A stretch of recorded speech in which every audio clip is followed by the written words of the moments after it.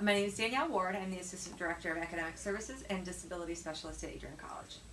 Okay, do you know what Child Protective Services is, and do you think that having CPS in place is actually effective?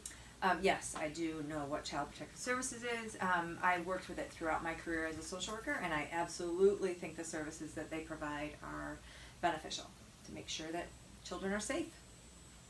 What are some pros and cons to CPS?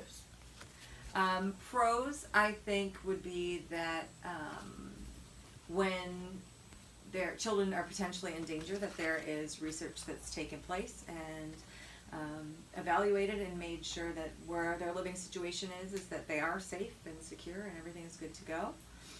Putting the kid first. I think maybe some cons might be sometimes I have seen in the past that families who are upset with each other can use that as a manipulative aggression tool where they would file a report on someone when it wasn't really true.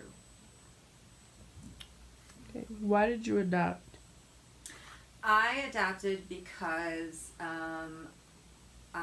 we met this man who fell right into our family, needed a home, needed a mommy and a daddy and some siblings, and we were able to provide that.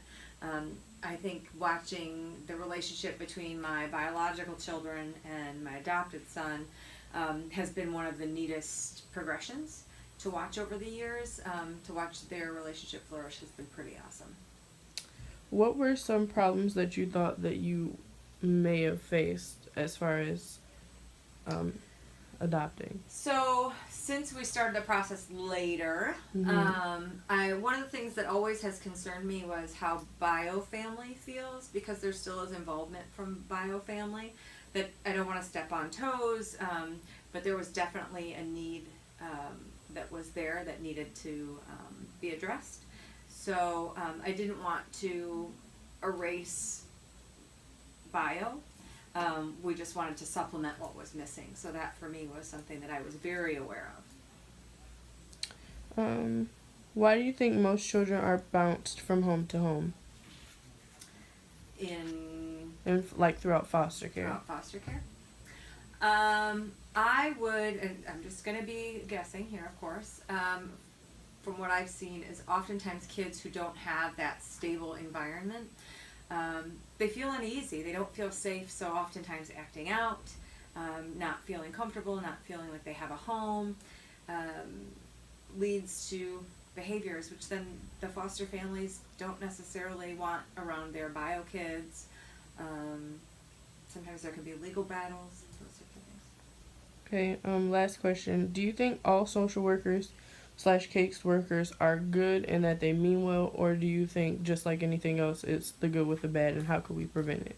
I would love to say that I believe that all social workers are mean to do no harm, and to do good for everybody. But I'm certain that that's not the case, that there are some people who make bad choices, who are non-ethical.